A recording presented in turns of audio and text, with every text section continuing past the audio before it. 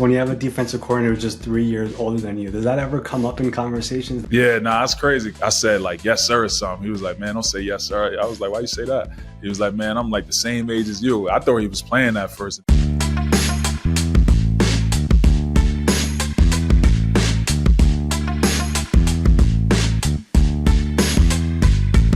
Joining us today here on NFL Spotlight, he is now in his 7th NFL season, second with the Arizona Cardinals. He's a team captain, a leader, well respected in this league. It is Kyzir White. Kyzir, thanks for doing this. How are you? I'm doing well, man. Thanks for having me. I appreciate you guys. No, absolutely. You know, this is the NFL Spotlight show. We like putting a spotlight on people who deserve more recognition. I mean, you've been in the league now 7 years. This rebuild in Arizona, you were one of the first people Jonathan Gannon wanted out there. And the last question I ask every guest on here is, who do you think deserves to be in the show in the future? And we once had, a few weeks ago, a linebacker in the NFL, and we asked him that question, and this was his answer. Let's see. And I have Kyzir White in Arizona. K White is my guy, and I think he's going to have a really good year this year. Kind of got banged up last year, but just an unreal instinctive player, and he's going to do some damage with his second year in Arizona. So that's my dog right there, man, TJ. That, of course, was Bears linebacker TJ Edwards. He was your teammate in Philadelphia for a year. I mean, what is your reaction when you see your peers in the NFL saying, oh, hold up, Kyzir needs to be on the show? What do you think about that? Yeah, no, that's a great fella, man. Especially, that's my guy, man. That's a brother of mine. We went to war together. And, I appreciate TJ so much because I didn't really know too much about him before we got together with the Eagles. And I'm like, man, who is this guy? Like, how nobody don't really know about him? Because he a baller. He could do anything your top paid linebacker can do, or, whoever's looked at as the top guy in this league. TJ, he's a great player. So I definitely appreciate him shouting me out for sure. That's my guy, man. I love it. And of course, TJ now is in Chicago. That is his hometown team. You got to play for your hometown team in Philadelphia. And we'll talk about that here in a second. But I kind of want to start with the journey for you, because you come from a football family and you're the youngest boy in your family. And you had two brothers who were in the NFL as well. I mean, how competitive was the family growing up and getting you into football? I'm the youngest of 5, so I know when you have older brothers. So what was that like? Yeah, man, it was very competitive, man. We, football was everything to us. We'll wake up and we in the middle of the street playing football on concrete, tackling. We playing Madden all day. Like, that's just what our life revolved around, So it definitely was everything for us. And growing up, it was very competitive environment, and I feel like that just paid off for us. Yeah, I mean, it's awesome whenever you have guys who are above you, and of course, it could be a little bit annoying. They probably are. I would imagine they bullied a little bit. I mean, that's what brothers do. But you eventually they tried to. They tried to. I know. I should have said that as the youngest guy. Also, they tried to. They tried to. But coming out of high school, it wasn't like a straight shot to a major D1 program for you. Lackawanna College. I mean, how impactful was that program for you before you eventually transferred to West Virginia? Oh, yeah, man, it was very impactful. It gave me another chance at life. My grades were real bad coming out of high school because I just didn't take, school serious. And I thought my talent would just get me where I needed to be. And that wasn't the case. So, Coach Duda, and Lackawanna, it definitely changed my life. I think that's the greatest junior college on the planet. It produced a lot of guys. We got a lot of guys in the NFL right now that came from Lackawanna. So I definitely, real thankful for them because I wouldn't be in this situation I'm in without them. Who else in the NFL is from there, out of curiosity? Jaquan Brisker, safety from the Niners, Jair Brown, Trayvon Wesco. There's a lot of us. Both my brothers, Brian McKinney went to Lackawanna. Donald Jones with the Lackawanna. We got some guys for sure. I love it. I didn't realize that. It's pretty awesome. So you kind of do 2 years there before transferring to West Virginia, and you had other options but chose to go there.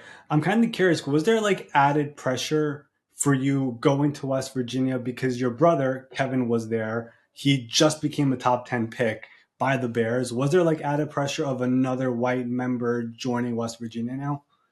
It was really no pressure. I mean, it was really between USC and West V where I was going to end up going. Penn State too, but I knew I kind of wasn't going to go there. But I had a brother that was at West Virginia at the time. But, ultimately my decision came based off of what West V was doing at the time. And, the head coach, Dana Holgerson, I love him. Tony Gibson was the D coordinator. I had a great relationship with him, love him to death. And they just had Carl Joseph and KJ Dillon get drafted. So, that was a big piece for me. They just had 2 safeties drafted. And Gibby pretty much let me know how he was going to use me.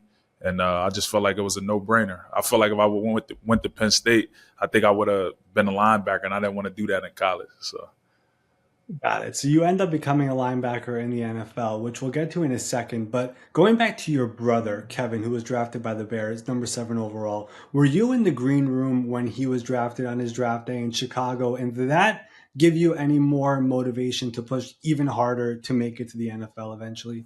Oh, yeah, I was in the green room with him, and that's all the motivation I needed. He laid out the platform for me and my other brother, and we just took it and ran with it, man. That's all the motivation we needed. We got the same blood pumping, so. I love it. What do you remember about that day? Because his draft day was special because that was the first one that they ever did in Chicago, and he actually gets drafted by the home crowd team, and the place went nuts for him. Yeah, it was crazy, man. I thought he was going to get drafted to the Jets, to be honest. But, he got drafted to Chicago. And like you said, that's where the draft was. So, it was a historic night for us. It changed my family's lives, forever. So definitely grateful for him and everything he did and kicking down the door for us. So you yourself end up having a strong 2 years at West Virginia, and you get selected in the 4th round by the Chargers in 2018. I guess, what was your draft moment like? And did you expect to wait until round 4, or did that leave a chip on your shoulder that you went that late? What was that draft moment like? Yeah, I definitely didn't think I was going to still be on the board, round 4. So, it definitely grew a chip on my shoulder for sure. I already had a chip on my shoulder coming from junior college. Feel like you already written off. But yeah, man, draft day was it wasn't what I expected. I was more excited for Kez's draft, way more excited for his draft than mine, to be honest. But, I was definitely grateful and blessed to get drafted to the Chargers, but it definitely wasn't what I expected. Was that your first time ending up on the West Coast with the Chargers? It's a whole new city for you. Have you ever been to California before? The only time I've been to California was my official visit to USC. Wow. So your new NFL home ends up in California. And you mentioned it before, you were a safety in college, and then all of a sudden you're a rookie with the Chargers, new city, new everything. And they decide they want to move you into becoming a linebacker. When that change is made, what was your reaction? Was it more I'll do whatever they say? Or was there I don't know about this? I was more I got to start eating fast, to get my weight up, because I was only 215 coming out West Virginia, 218, 215, something like that. So I definitely knew I had to get my weight up. But, I was looking forward to the challenge. Being a linebacker in the NFL nowadays is different than what it was 15, 20 years ago. Do you feel like you maybe had an advantage being a former safety, becoming a linebacker in a league that now is so pass happy? Oh, yeah, for sure, man. Like you said, it's a different game. I played safety and corner in college, so I definitely feel like it plays into my benefit for sure. Yeah. So did you whenever that move was made with the Chargers to moving over to becoming a linebacker, you end up starting some games right away in your rookie year? I think you started week 1, if I'm not mistaken, with them. And all 4 years with the Chargers, you started games, including all 17 in your 4th and final year, and you have 144 tackles. You become a free agent and sign with the hometown Eagles. You rooted for them as a kid. What was that like to end up signing with them, or were there other offers? Did you want to end up back home? What was that like becoming a free agent for the first time? To be honest, I didn't want to leave the Chargers building. To be honest, I feel like I had a great year. I feel like I was one of the best players on the team. I feel like I proved myself, and I wanted to stay on the team that drafted me and gave me the opportunity to play in the NFL. And it didn't work like that. And I had other offers from different teams, but I was a little worried about going back home because I thought it would be a distraction, but it turned out to be, one of the best decisions of my life. We went to the Super Bowl that year, had a lot of success that year. That's how I got to know JG and Nick Rallis. So that's how I ended up here because of those guys. So everything happened for a reason, man. I'm definitely blessed to be able to have that year in Philly.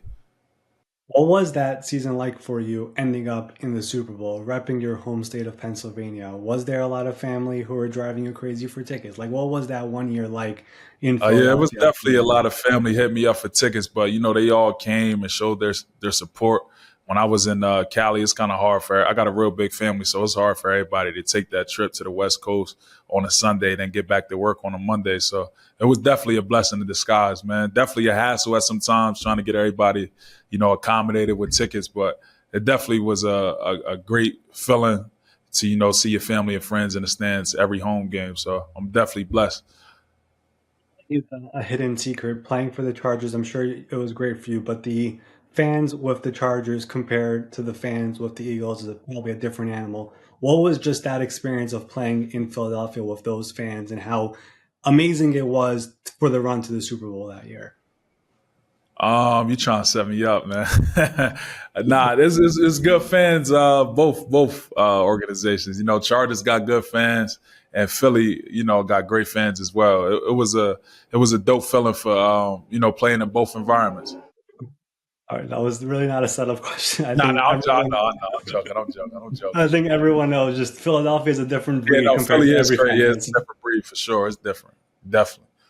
All right, so you do your 1 year there with Philadelphia, and you mentioned JG. I mean, you end up with Arizona. The Cardinals were really not that active in free agency before last season, but they prioritized signing you especially to come back with JG, with Nick Rallis. What did that mean to you where there was this team that coveted you, really wanted you, over really any other player on the board? It meant everything to me, just for them to give me a chance to come over here and prove myself. And then especially, give me the opportunity to be the green dot in Philly. I didn't have the opportunity because TJ was the guy. So, it definitely meant everything to me. And, I appreciate those guys. So, I feel like when Jonathan was hired, people tried to dunk on him for whatever reason. I mean, part of it for sure was the Philly fans, like we were talking about before, but you know him really, really well. What is something about JG that the average fan does not know? And now we saw how they played last year at the end of the season. It looks like all the players love him. This year, you guys have some upset wins so far. People are starting to buy into the Cardinals. What is it about JG that people now are starting to realize about him? I think JG he has a real strong belief in himself, and he don't really care about, the opinions of others that don't really matter.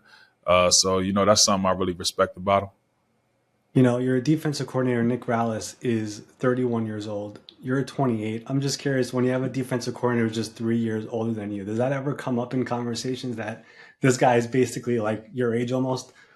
Yeah, that's crazy because I remember the first time I got on the phone with him when, I was coming to Philly to sign. I said, like, yes, sir, or something. He was like, man, don't say yes, sir. I was like, why you say that? He was like, man, I'm like the same age as you. I thought he was playing at first, and then he let me know. So, yeah, it's kind of crazy, what I mean? That is hilarious. So your first season with the Cardinals, going back to the first year, you did not miss a single snap at all until that Week 11 game when you suffered your torn bicep. I mean, how difficult was that for you, especially since that was around the time when the season really started to turn a corner. Kyler came back. The team was really in all these games, and now you're out for the rest of the year. Like, mentally, what was that like whenever all that happened for you? Oh, yeah, it was tough because I feel like, I was projecting in a positive manner. I feel like I was playing great football. Like you said, I didn't miss a snap. And that was something I was talking about to my family. Like, man, I'm feeling good. My body feeling good. I didn't miss a snap. And then, go out there, Houston game, and felt like I tore my bicep and won a humbug, like, type situation. So it was definitely tough for me for sure. Jonathan mentioned after that game that you tried to play through it. Do you remember when that injury happened? Did you know right away something was wrong? Did you think it was something else maybe? I mean, Yeah, I knew trying to something play was for a wrong. torn bicep is crazy. Yeah, I mean, I thought it was just like a bad cramp at first, but I'm like, man, it's something serious because it wouldn't go away, the feeling. But I was just trying to like stay positive and pray a little bit, when I was out there, like, man, just let me be all right. But I came to the sideline and our trainer just kind of let me know like I had to go in a tent and, something major was wrong. So. Well, here you are now in year two. You have said you like to lead by example. This Cardinals team is very young. You guys definitely added some more players here in the offseason. I'm just curious to know, like, what growth have you seen out of this young team, the offensive guys, the defensive guys? Now you guys are being taken seriously. You're beating teams like the Rams. You beat the 49ers. You had the game-sealing interception. Like, what have you seen out of all these young guys that you're part of, like, the mentorship there? I just feel like everybody's brought in. We all, chasing the same goal. And, I feel like it's not, everybody putting their egos at the door and just buying in offensively, defensively, special teams wise, coaches. We all just working together to be great.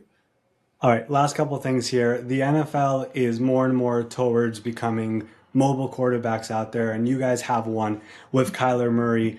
Having him in practice, does that help your defense? Does it make a difference when you have a quarterback like that with him who could do so many crazy things outside the pocket as well? Yeah, for sure. It makes it harder. He could beat you with his arm. He could beat you with his feet. He could do everything you need a quarterback to do in this league. And definitely glad, he on our side for sure. I love it. All right. Last question here. We showed you the video before. PJ Edwards nominated you. This is the NFL Spotlight Show. We put a spotlight on people in the league who deserve more recognition.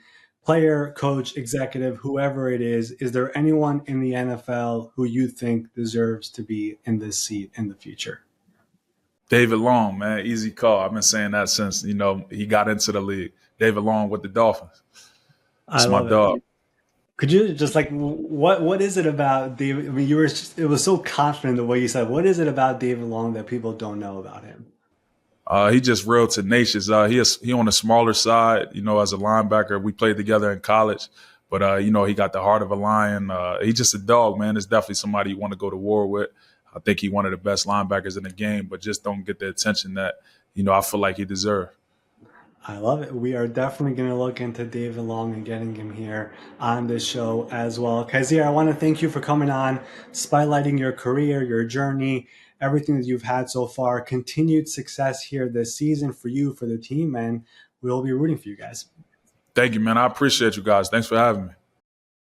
Special thanks to Arizona Cardinals linebacker Kyzir White for joining us here on the show this week. I mean, he is a really impressive player, obviously a very important person there in Arizona. We see the importance he had there for Jonathan Gannon and Nick Rallis, the defensive coordinator. And the fact that this is a guy who started out as a safety, they moved him over to linebacker. Did he want it? He probably didn't, but they made him do it. And of course, he has now flourished into a great player and a leader there in Arizona.